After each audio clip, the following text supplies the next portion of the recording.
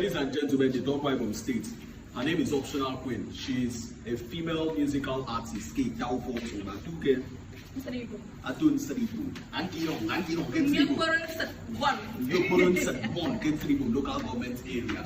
We need to support her. Again, you know, you get very poor, you are savage, very poor, you go to the Iran star.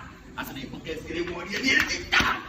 what it down, get double so that I am going to say, and I am.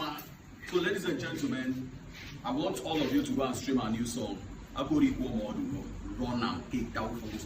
It won't go on them. Make go get promote. It won't be even to build keyboard because everybody. I want to stand up with the wicked family. Go to blog, the talk white. I want you to rate Optional Queen song under the comment section. Abasinam koron jeno dinamur bang fonjen abasinam koron jeno nam koron jeno dinamur bang fonjen